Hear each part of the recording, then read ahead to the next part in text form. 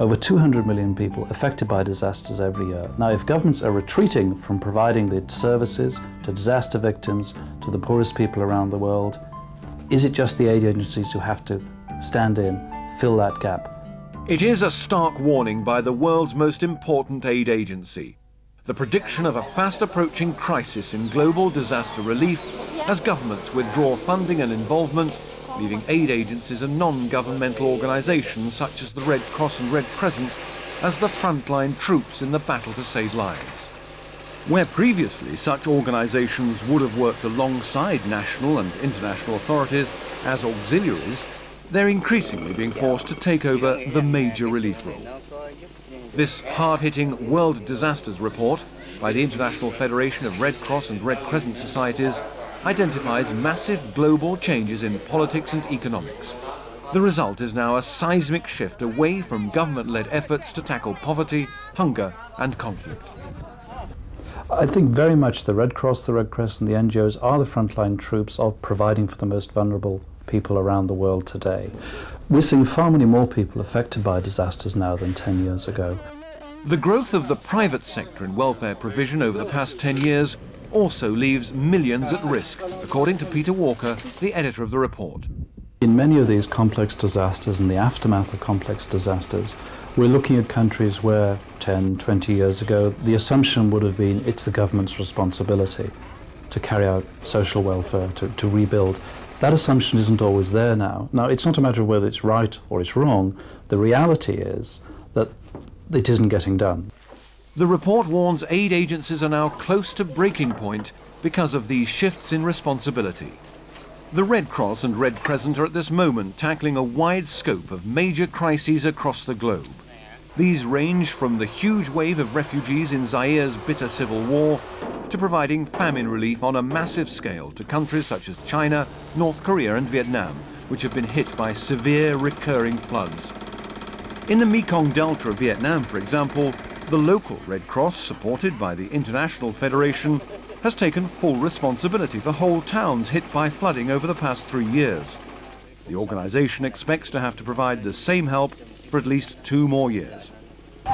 Last year's severe floods affected millions of people in the area, and the Vietnamese Red Cross ended up assisting 300,000 people. Now, this isn't filling in gaps or doing pilot projects. This is providing a service which in many countries would be a government service.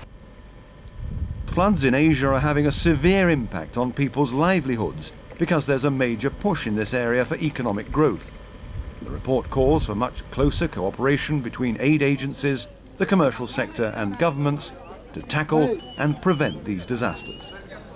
In Africa, a stream of crises continue to follow each other. Famine and war, epidemics and refugees.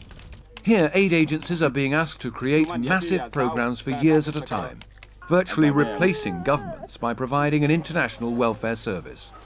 In all these places, it is aid agencies and NGOs which are providing the infrastructure, information and assistance that will avert complete disaster. Such high-profile emergency operations are undertaken along with the continuous care being offered to countries such as Bosnia, where the aftermath of war has shattered the social infrastructure, leaving orphans, the old and the maimed without support. There, the Red Cross is taking on the government role of providing personal help, even offering friendship to elderly people whose families have been killed or displaced. According to Peter Walker, there are limits to how much aid agencies can and should do. We're no longer, for instance, just providing food relief and water in emergencies. We're having to provide health services, we're engaged in social counselling, we may be providing food, we're providing longer-term assistance to try and rebuild services. It's much more complicated than it used to be a few years ago.